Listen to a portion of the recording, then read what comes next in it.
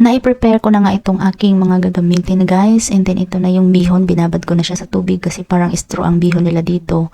At pagkatapos magmamarinate ako nitong aking panghalo na manok. Lagi silang nagmamarinate dito.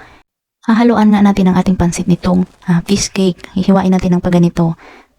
At pagkatapos ayun na, igigisa na natin siya sa kaunting mantika and then sa bawang. Hindi sila gumagamit ng sibuyas.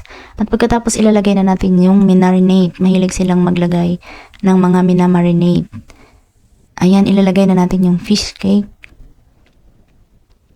At halu-haluin lang natin hanggang mag-brown yung fish cake. At kapag brown na siya guys, pwede na nating ilagay yung ating carrots. Gusto kasi nila parang malata-lata yung mga gulay, kaya ilalagay ko na yung carrots at pati yung repolyo. Hahaluin lang natin guys para mag-mix-mix yung mga bagay-bagay, yung mga sabaw-sabaw niya. At saka mag-mix siya sa mantika, and then lalagyan natin siya ng sabaw.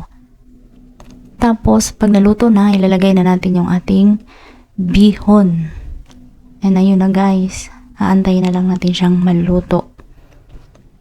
Kasi medyo matigas yung bihon.